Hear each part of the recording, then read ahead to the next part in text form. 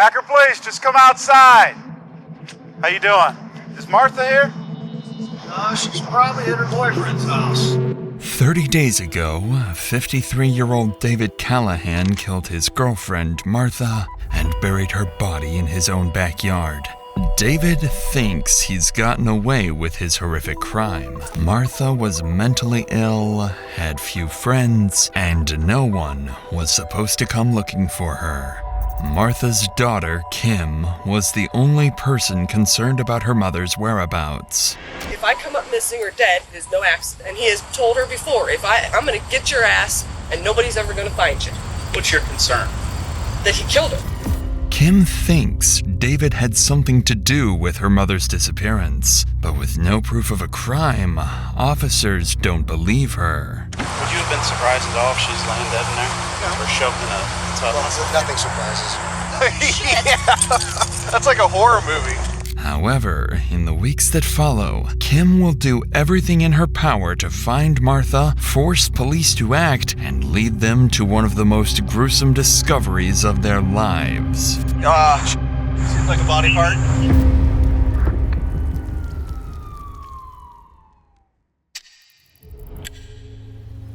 In the early hours of a Monday morning, police in Akron receive a call from a woman asking for a restraining order against her boyfriend. The caller is 53-year-old Martha Robin Freitag. She's already known to officers for her history of schizophrenia and the frequent domestic disputes involving her boyfriend, David Callahan. Their relationship was unstable, constantly breaking up and getting back together, leaving officers unsure whether each new call was a real emergency or just another one of their fights. But this time would be different, because when officers arrive at the couple's house, they have no idea that a murder will take place just minutes from now, and this will be the last time Martha is ever seen alive. No, I don't like that. I know, I really don't like it. Hi. Hi. What's going on? Huh? Did you call us? Yes, I did. Okay. What's going on? I'm going to reinstate something I had 14 months ago. Statute of limitation, I think, beside me is 10 years, right? So you want to restate something you already said, Yes. and they're already investigating it, and you're just telling us about it again, is that correct? Well, I don't know if they're investigating or not. All I know is I got a restraining order from them, and then I've been waiting for her to get some mental help, because he's supposed to go down the first pass. First of all, it wasn't supposed to be explored at all. As Martha speaks, her words are scattered, and she makes little sense to officers. Her behavior just seems erratic, like another episode of confusion or paranoia. But in reality, Martha is masking genuine fear that officers don't pick up on. Because what they don't know is that her boyfriend, David, is standing inside the house, waiting for the moment officers drive off, so he can make sure this is the last time she ever calls them. He didn't come out because you guys were mad at me, right? I got a restraining order against him, and then I don't know. What are you doing over there? I'm talking to you. And why are you over there like that? Because I want to be. Okay. Well, I'll talk to the guy downtown and talk to him. Okay. As strange as it looks, officers don't think much of the interaction. They walk away, dismissing Martha as unstable, unaware they've just left her alone with the very man who's about to kill her. In the hours after police left, David snapped. Inside, he was furious that Martha called the police on him again. He grabbed a wooden axe handle and struck her in a fit of rage. When she collapsed, he wrapped a rope around her neck and pulled until she stopped moving. Once Martha was dead, David sealed her body inside a plastic bag and waited for nightfall. Then, under the cover of darkness, he carried her outside, burned her body, and buried it in a shallow pit behind the house. To David, it was over. A woman with schizophrenia, few friends, and a history of false alarms. No one would ever come looking for her. What he completely overlooked is that Martha's daughter Kim will soon be onto him, slowly solving her own mother's brutal murder. Over the next few days, Martha stops responding to everyone, including her daughter, Kim. And after several days of silence and no sign of her mother, Kim contacts police explaining that something bad may have happened to Martha. Officers arrange to meet her at the house later that day to check on her mother's welfare. But when Kim and her husband arrive to meet the officers, it quickly seems that their concerns won't be taken seriously at all. Neither is a cousin of ours that she calls all the time, her brother that she calls all the time. Nobody's heard from her. She lives here? Yeah, Have well, you been in? No. I came earlier, knocked and banged on the door, and she was having a lot of problems with her boyfriend. Yeah. At some point, there was some kind of protection order, and I don't know, against him. She's paranoid schizophrenic, so I went around to different hospitals. I went everywhere to see if she was like in a psychiatric unit. Yeah. I can't. Everybody says no, she's not here. But I know that there's been a lot going on between her and her boyfriend, and Okay. he has made death threats to her. So That's okay. he has made threats to her that he was going to make sure nobody ever found her. Yeah. According to Kim, Martha's boyfriend, David, was the most likely suspect in her disappearance. In addition to the death threats, police also knew David had a lengthy criminal history and outstanding warrants for drug abuse, theft, and trespassing, making him someone officers needed to question right away. But before the officers could get a full story from Kim, a sudden noise from inside the house put them instantly on high alert. You don't have a key to her place? What was that? Did you hear that? Yeah, earlier the air conditioner was on, but now it's not. Akron Police! Unbeknownst to the officer, the sound wasn't just his imagination. It was David hiding in silence and waiting for the police to leave. But this is when the officers would make their first critical mistake. Despite the very real possibility that Martha was in active danger, they would give Kim the worst piece of advice. Then what happens with like a missing persons report or whatever? But she is a grown woman, however, she has these, the paranoid schizophrenia issues. If for whatever reason she has gone into this state where she doesn't want anybody to contact her, even family, the hospital is legally not allowed to tell anybody anything, even her kin. I just don't think we're quite at the heightened alert level that we need to force entry or do anything like that yet. Well, the way that she calls us constantly kind of gives me a sense of foul play. She calls, Yeah. I mean, she's always, every It day doesn't calls matter, her yeah. brother. Always. When did it stop? Well, her brother said she stopped about a month ago. My cousin said 2 weeks, but I don't know if I'm thinking about a month for Because everybody. she still called my phone every day leaving voicemails. Yeah. While the officer's explanation is factually accurate, the suggestion not to file a missing persons report will prove to be a serious oversight, and it won't take long before Kim realizes she's been inadvertently coerced into making a grave mistake. For now, though, officers leave the scene, letting Kim carry on her own investigation. For the next few days, she keeps calling Martha and David, but with neither of them answering their phones. Growing increasingly worried, Kim begins gathering information on her own. She learns that David has recently been seen at a place where he worked on and off, so she contacts police once again, urging them to check it out. Following up on Kim's tip, a group of officers are dispatched to investigate. What they hear about David will finally start to give her suspicions some credibility. How you doing? Hi. You guys know David? Yeah, I guess he's a new guy that Probably in his 50s. What's the girl's name? Callaghan or something. Oh, I think his last Callaghan. over there yesterday. Have you seen Martha or Robin? Right? Martha or Robin? I don't even know those two names. You don't know who those are? Not that much. You just saw David move in Yeah, over he said here. his girlfriend was in jail or something, but she was. That they don't live on. I don't remember. But he's in like his 50s? Yeah. Yeah, I think it's not the new guy that lived in here. I think, what about Yay High? Dave? Balding kind of guy. He's older. Yeah, probably. His name. Hey, what is that dude's name, Danny? David Callahan? What? The guy that was getting on my nerves the other night. Yeah, his name's David too. We got a whole bunch of Davids around here. Yeah. We could pull up a picture and see if you guys. I think we're gonna try to find one. That's not that David. That's how the David stays here? Does he come around here?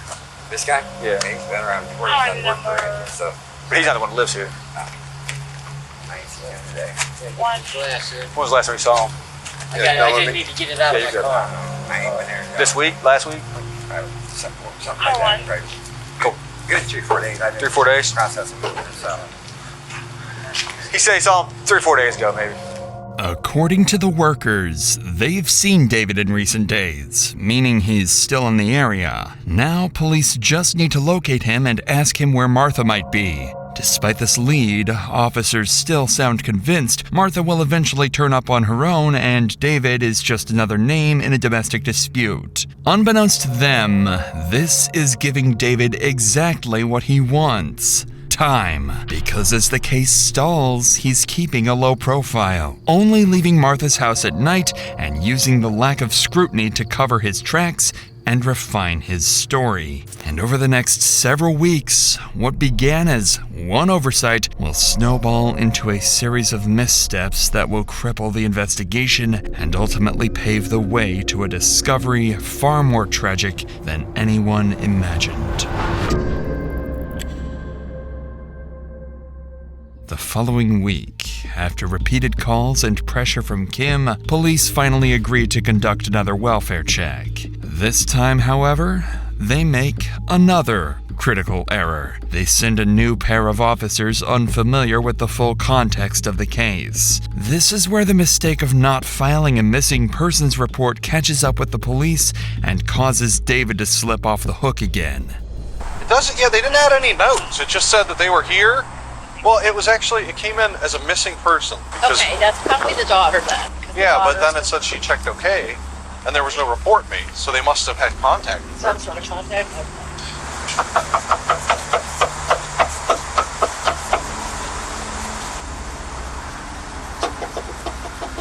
If it came in as a missing person, they cleared it without a report number. That means they determined where she was at. Exactly. That's what I was. Yeah.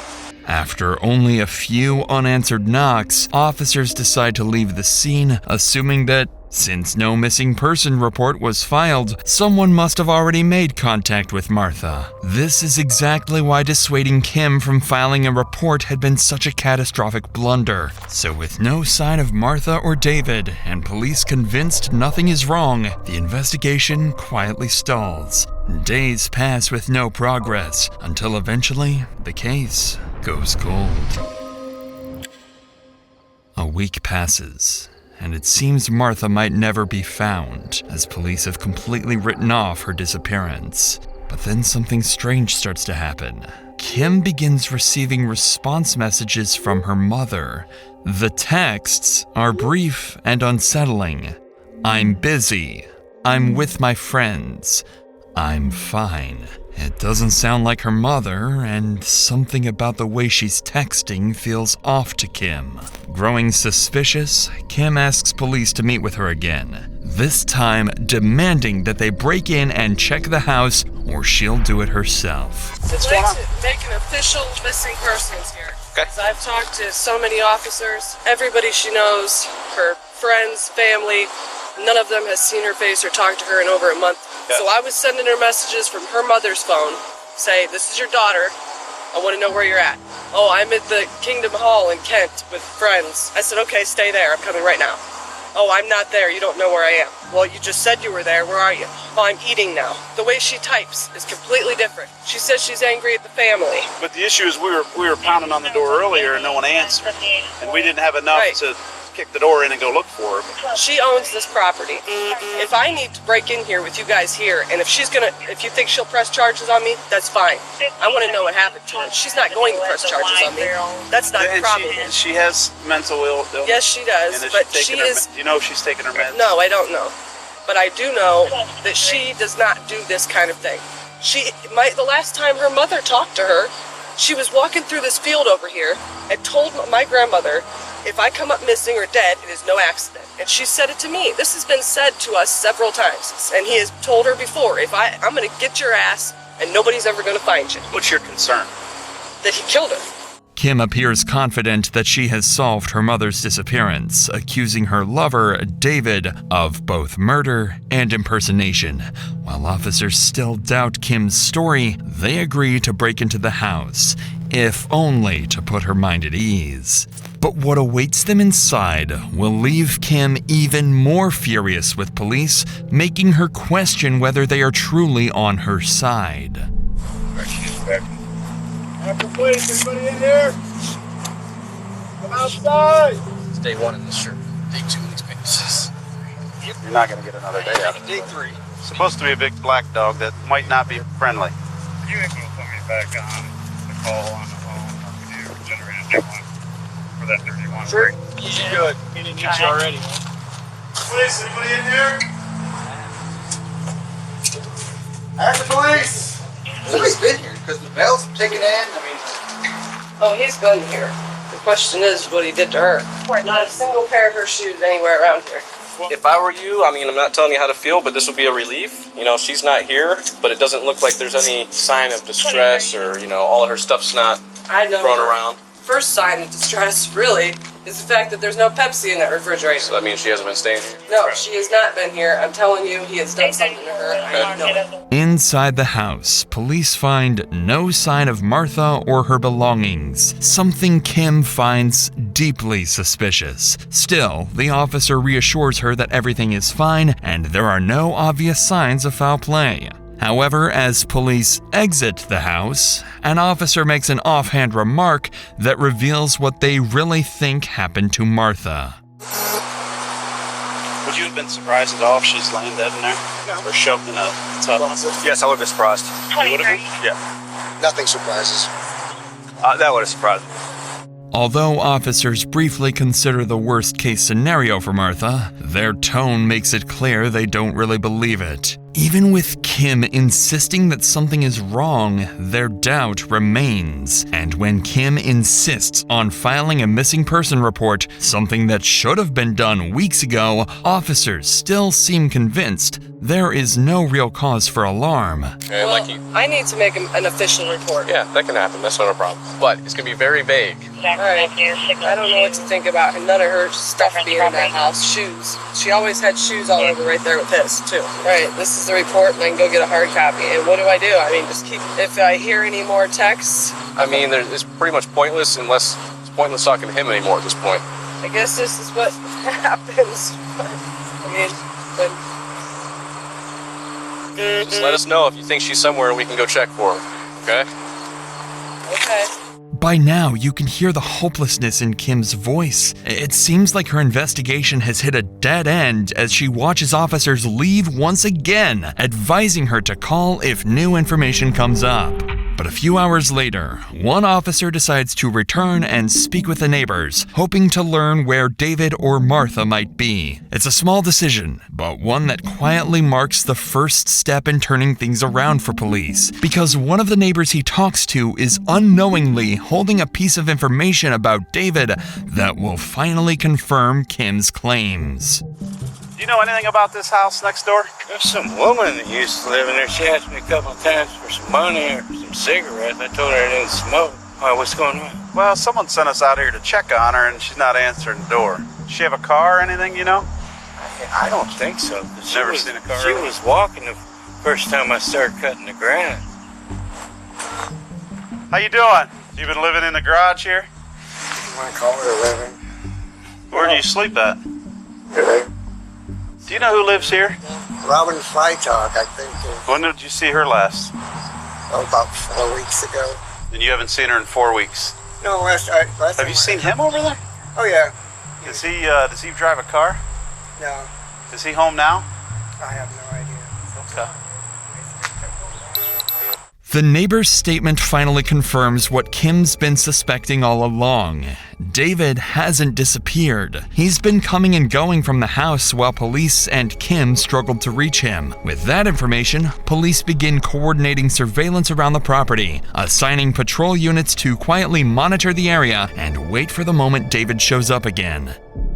2 days later, the opportunity finally comes when officers spot a car parked beside the house, the first sign of activity in days. They approach carefully, hoping to finally make contact with Martha and put Kim's fears to rest. However, the person they're about to find is the very suspect they've been unknowingly helping all along. But before we get to that, you know those days where you just can't get anything done and nothing you try fixes it? Most people blame stress, sleep, or you're not trying hard enough. But a big issue a lot of guys miss is testosterone, and that is often based on your micronutrient intake. Here are 3 powerful micronutrients backed by science that can help boost your T levels naturally. Himalayan shilajit, a natural humic resin long used for vitality. It's associated with stamina, recovery, focus, and drive. Micro gold particles. These are known to supercharge absorption, helping your body actually use what you take. Fulvic acid, which has over 85 trace minerals that are essential for hormone production. The original resin combines all 3 real Himalayan shilajit, micro gold particles, and fulvic acid. It is 100% authentic, organic, and it works. If you're tired of feeling tired, this is your sign. Link in the description, limited time discount available. Try it and feel the difference in just a few weeks. With that said, let's get back to the scene, where officers are about to come face to face with the man they've been searching for all this time. Akron Police, just come outside. How you doing? Is Martha here? She's probably at her boyfriend's house. What's your name, bud? David. David. David Callahan? All right, come on down here for me. Why do you think she's at her boyfriend's house? Oh, that's where she stays most of the time. Where's that at? I don't know. I don't even know who it is, really. Are you the only one here? Car 11. I mean, she's here maybe a couple times a week anymore. I mean, we've actually been split up for a year. I mean, she's schizophrenic. She's been on and off her medication I don't know how many times.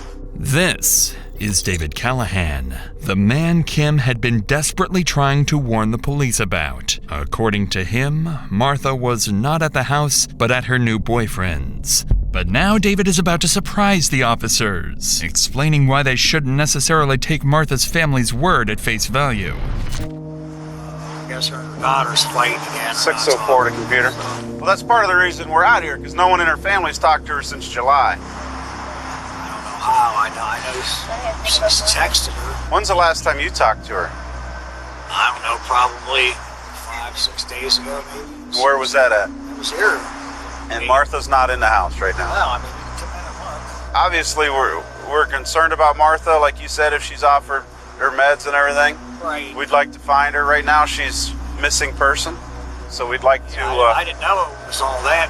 I mean, You didn't know it was all that. Well, missing person because her and the family, they've fallen out numerous times. You know, the family has just gone as far as changing their phone numbers and not giving them to her. They've treated her horribly over the years. Yeah. And her not talking to them right now doesn't surprise me. David claims Kim is not a trustworthy person and has never gotten along with Martha. With David tarnishing Kim's character and Kim doing the same to David, the officers weren't sure whose story to believe. But this is when the officer would get a brilliant idea. They knew David had outstanding warrants, something they could use as reasonable grounds to detain him. Their next move would catch David off guard and prove to be the police's smartest decision yet. Did you get your warrants taken care of? No, I need to get down there and take care of them. I got a couple misdemeanor warrants. Through Akron? Yeah. All right, well, we're going to help you out with that today. You still have those warrants, we'll send you down to court. You can get them taken care of today. All right, here's what we're going to do. If it's all right with you, we're going to walk through. We'll let you get some clothes, and then you're going to go down to court and get these warrants taken care of. I got a big dog in here. No problem. Do you get the whole thing? Yeah, nothing but the thing. Do you do the returns, or do I do that later? Adam will do it, or whoever's up there. Okay. Following his arrest, David is transported to the station and placed in jail, but not for murder. The only thing holding him there are his unrelated warrants. For investigators, this is a temporary win that will quickly turn into a problem. Because despite finally having David in custody, they know their case against him is painfully weak. There's no body, no confession, not even physical evidence proving Martha is dead. Weeks of police inaction and hesitation have left detectives with little more than suspicion, and time is running out. So to make up for it, they decide to hold David as long as legally possible under the existing warrants, hoping they could buy themselves time to rebuild the case and find something concrete. Detectives don't know it yet, but the clue they so desperately need to solve the case won't come from their investigation, but from Martha's own family.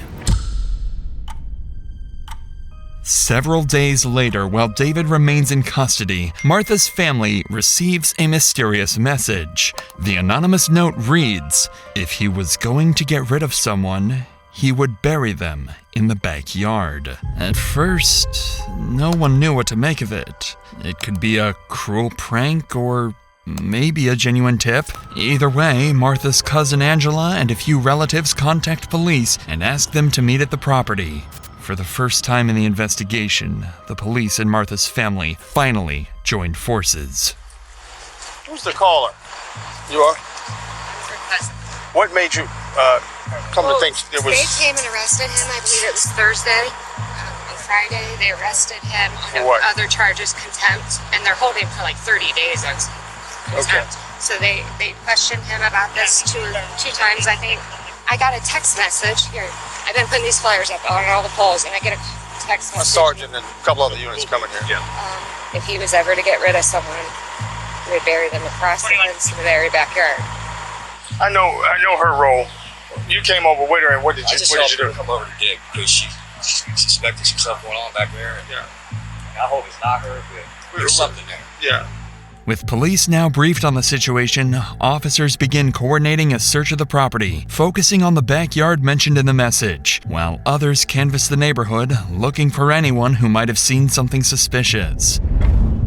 As the search gets underway, word of the mysterious message quickly makes its way back to the station. Detectives realize this could be their only real lead and decide to seize the opportunity to question David again. However, David isn't stupid. He's already denied any involvement in Martha's disappearance, and he knows that acting clueless won't convince detectives he has nothing to hide. He also knows that as long as he keeps denying everything and doubles down on blaming Martha's family, there's nothing detectives can pin on him. Clearly, the stakes couldn't be higher on both sides, and if David plays his cards right, he'll walk free. Hey, sit right here, Dick. So, when was the last time you actually talked to her? Beginning of last month.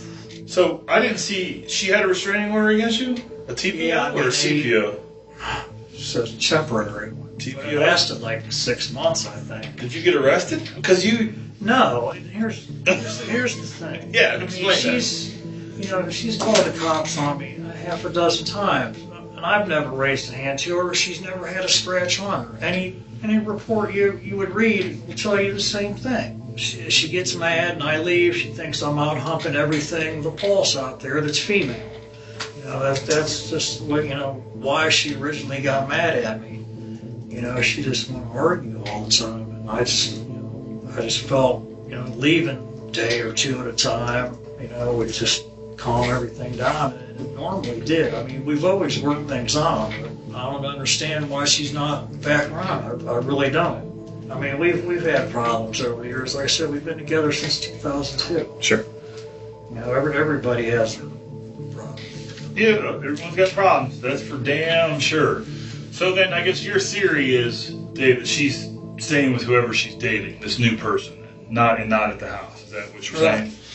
As expected, David sticks to his story, insisting Martha is with her new boyfriend in Florida, but David knows exactly what he's doing. Realizing detectives have little evidence to work with, he decides to take control of the conversation and tarnish Martha's character, paint her as unstable, and dismiss her disappearance as the result of her own mental state. Detectives can't push back without proof or a body, and every minute they let him talk, he builds a stronger defense for himself, one that might just help him walk free in court. I believe she's relapsed on back to smoke crack again. Because, I found paraphernalia at the house. I mean, tomorrow's her birthday. I tried, 3 or 4 times over the last couple of years to get her the 3-day evaluation or whatever they call it. Yeah. The police would come out, the paramedics. She'd be standing on the porch, screaming at them, screaming at me. They told me she don't fit the criteria for the evaluation. Well, what does? Can't be homicidal. So she have to stab me in my sleep or do something, really crazy? Yeah. And they say, well, she's an adult, we can't take her medication, so why don't you leave?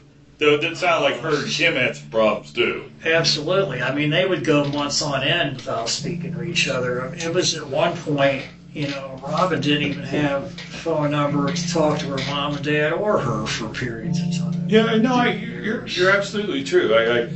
I sensed they had some hard times now and then, and it sounded like she communicated with her a lot through her Facebook Messenger. The mention of Martha's Facebook messages clearly catches David off guard. He's surprised that detectives even know about them, unaware that Kim already accused him of impersonating her mother weeks earlier. But that isn't the only surprise waiting for him. Detectives have been holding something back, evidence they saved for this exact moment. When David was first arrested, police recovered Martha's phone from inside the house, along with several of her security checks that he'd allegedly withdrawn. So with David already on edge, detectives decide to push their advantage and confront him with what they claim is hard evidence. It's a risky gamble. If they push too hard, David could demand a lawyer and shut down the interview entirely. But if the pressure works, he might finally slip, contradict himself, or even confess. Yeah, I mean, obviously her family's real worried about her and loves her a lot, and I can see that you love her a lot, right? Yeah, absolutely. I mean, well, Dave, I think there's some little piece missing here, bud. That's what I think. And I think you'd feel better if you just told us what it is. I don't know. I mean, I don't know what to say. Well, I think there's a little bit more to the story, Dave, you're not giving us. There's nothing else I can tell you. I mean, I've told you everything I know. I don't think you told us everything. Okay, well, I have. Don't you think you'd feel better if you told us the truth, Dave? I mean, let it go and... You're not going to be able to celebrate her birthday tomorrow, Dave. There's some pieces missing to your story, Dave. And as you know, that is your girlfriend, the love of your life, Robin's handwriting. That is September, where you paid the rent so we can keep up this farce that Robin is still around. Tell us the part about being on her phone pretending that you're her. Oh, God. Tell us about that. I don't have her phone. Where's her phone? I don't know. You know where her phone is. No, I don't. You put it, we found it where you put it. Why don't you just tell us the truth of what happened? You'll feel better. Did you guys share a You'll feel bedroom? better. I don't have a phone. Did you guys share a bedroom? At one time, yeah.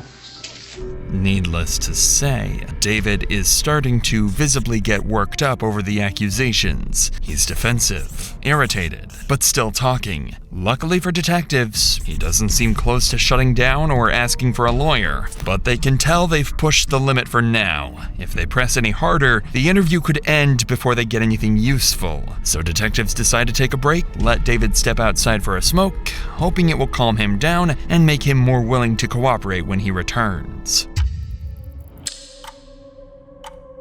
In the meantime, back at Martha's residence, officers continue coordinating the backyard search and canvassing the neighborhood for anyone who might have seen or heard something useful. That's when a familiar face approaches one of the officers, the same neighbor from days earlier who'd reported seeing David coming and going from the house. This time, he shares a chilling detail about the days following Martha's disappearance. Had a fire pit back there of some sort. Right. But I didn't even know she was missing until a few days ago. I mean, had you noticed any activity by anybody back there in the backyard recently? Just the guy who lived there. What was he doing? In the middle of the night was burning things, because I could smell it. The horrible stench coming from everywhere. And I thought, that's strange. It's even trash day, so. The woman there is the cousin of the woman who's missing. Okay. She's been missing about 30 days. Somebody sent her a message saying check the backyard for your cousin. You're kidding. According to David's neighbor, every night he could see flames rising from David's backyard, accompanied by a horrendous smell. Acting on this information, officers request firefighters, EMS, and forensic teams to assist at the scene, treating the backyard as a potential crime scene in case human remains are found. And as the teams prepare to begin the search, no one could have expected they were only feet away from confirming the horrific nightmare Kim had feared all along. Pretty positive it's a body buried under their fire pit. They dug it up, and you can see what looks like to be about a knee or an elbow. And when you touch it, you can tell it's something. We didn't really dig anymore. Gentlemen? You tell me. Well, here's the deal. Highly suspicious. Seems like a body part, but we didn't want to dig it out anymore till you guys got here. Yeah. I think, all of us would want it dug out a little bit more before you guys can say. 41, you copy? Yeah, let's check. Was it dug out when you guys got here? That guy. What made him, did he say what made him start digging? Yeah, he gave the whole story to the other officer and us. But she got an anonymous text saying if this guy who you guys have arrested recently, that if you wanted to get rid of somebody, who would bury it back here by the fence. Oh. So she came back and saw this loose dirt, ash. And they say that guy to come over and help her. And they say this gentleman is already arrested. Yeah, that's what both of those two people are telling. All right. This is the wife. Missing person that they think it is. And that guy's arrested was a suspect in this. Was this her husband? Did they say? I don't know if they were husband wife. Because I know she had a protection order against him. Okay, copy. Okay. He was staying here. Yeah. She went missing. He was staying here. They've been on and off. I've been out here a couple times where she had a protection order, but it goes back and forth because then she invites him back over and stuff like that. So let me go talk to these guys real quick, and then we'll let you know what. Yeah, just let's go.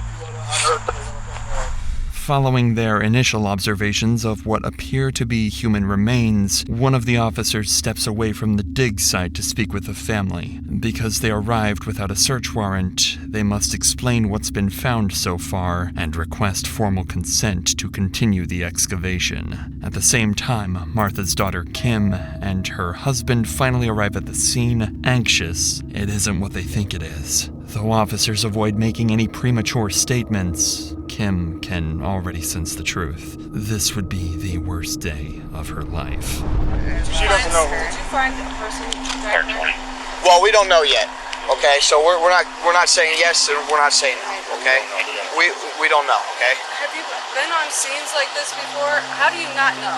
I can't wait to know. Listen, we don't want to. What we're saying is we don't want to contaminate anything. Will I be told as soon as they know whether or not there's a body back there of a person? Well, they have a whole process they have to go through. To tell me if they found a person back there? Yeah. They would know, wouldn't they? No, not necessarily. Kimmy, look, there's about a piece this big that was uncovered. I'm just saying a piece of some plastic or something. That's what we saw first. Hello, honey. Hey, Mama had to leave real quick, okay? They'll just give you, the confirmation. I'll be back. We'll have them. Can you tell if it's her? Not now. No. I don't even think they don't even have the person back there that's going to be digging it up yet. Might be a little bit better to talk to somebody like that. Okay. I don't think I want to talk to anybody. I don't think that I want to right now. It doesn't help to talk to strangers. I have to ask you. I'm not positive that you're the one I should ask, but I'm going to ask you since you say you have power of attorney. If you allow us to go back in the yard, check that out. Yes, I do. I have to ask. Okay.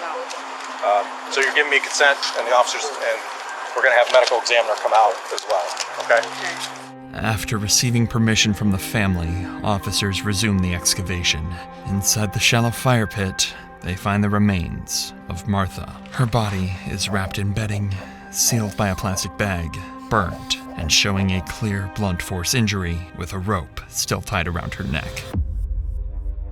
Everyone at the scene is shaken by the discovery. After weeks of uncertainty, Martha's disappearance is finally resolved, but the reality offers little comfort. On On the other side of town, news of the gruesome discovery quickly travels to the detectives at the station. So with this new information at hand, they bring David back into the room and cut straight to the point, directly accusing him of murder. Dave, let me ask you a question. Are you a heartless bastard? A heartless, cold bastard? No. People who would look at this event and say that you, Dave, are a heartless, no-good bastard who put the love of your life in the ground. And that has to be an evil, bad person who has to go away for every last day of their life. Every last day. So, Dave, are you that person? Or are you the person that has struggled with someone who's, as you said, for 16 years you love her, but she's schizophrenic, and she goes here and she goes there? Because there's no reasonable person, Dave, in the world that wouldn't believe that you harmed Robin. We all know that, three of us sitting in this room. You should just get it off your chest, man. I've told you everything I know. No, you haven't told us Was it the everything. heat of the moment? Yeah. Did you plan it out? Tomorrow is her fucking birthday. Tomorrow was her birthday, for them to sit there and reflect. The agony they've been going through for the last month. Heartlessly killed the woman you love more than anything in the world. It's mind-boggling to think about it. Something that you said you were going to do. Yeah, and if you said you were going to kill anybody, you'd bury him in the fire pit. I mean, it seems kind of convenient. I never told anybody. You never told anybody that? Dave, we're not fucking stupid, dude. You think we're going to make that up? I'm not making anything up. You think I made this up? We know everything. We know the answers to the questions we ask, man. I'm trying to get you to say that you're not an evil, no good bastard, and that there were some extenuating circumstances that you killed the woman you love, pretended that she was alive for over a month. If you look at it, you're like, that has to be a heartless, cold bastard that wrapped this woman up like that and put her in this fire pit. So, Despite a few half-hearted denials as detectives describe what they believe happened to Martha, David sits in silence, staring blankly, as if the weight of his actions has finally hit him. Clearly, the interrogation has reached its breaking point, and David seems on the verge of something. Judging by his earlier denials and the way he now sits, he's either about to ask for a lawyer and end the interview altogether, or finally confess. do you want to see a picture, Dave? No, I don't need to see. You know what you did. Alright, go ahead, Dave. You want me to go ahead? I need a cigarette. Tell us what you're going to tell us, and then you can have a cigarette. I'll give you a cigarette. You tell us what's going on, Dave, so we know you're not a heartless bastard, and I promise you can smoke all you want, alright? Not all you want. Not all you want. Well, There's a reasonable get it off your chest, Dave. You feel better. You guys feel a little bit better already, just knowing that you're going to make that decision. I didn't mean to do it. I didn't. It's not a very respectful way for a person to end I up. know it's not. I got fucking scared, man. I just snapped, man. Just fucking snapped. I didn't mean to do this. I just, man, I loved Robin. You just got scared, that's why you put her in the fire pit? I dug it out. Half an axe handle or something beside the bed. She had it there for a long time. After you struck her, I choked her up. what happened after Robin was dead? I took her out back and I dug it out. Guys, I'm fucking sorry, Rob. How long did She's this, just so relentless. Fucking. how long did this take? Didn't leave me alone, man. She knew I had nowhere to go. She just kept on me. I'd give her every dollar I had for whatever she wanted. I never had nothing in my pocket, man. Nothing. It's never good enough. I didn't plan on this to happen. I tried to work it out so bad with her. I really did, man. Spur of the moment. After hours of questioning, David finally breaks and admits to murdering Martha. In a fit of rage, he struck her in the head, strangled her, then carried her outside, burned the body, and buried her in the backyard. As David sits in the interview room, crying and claiming to regret what he did, detectives can't help but think about how easily this could have been prevented, how many warnings were missed, and how many chances they had to save Martha before it was too late. With his confession secured, David is taken into custody, where he's formally charged and set to spend a very long time behind bars. Hey, just to let you know, they talked to the prosecutor. For right now, you're going to be charged with murder, abuse of a corpse, and tampering with evidence.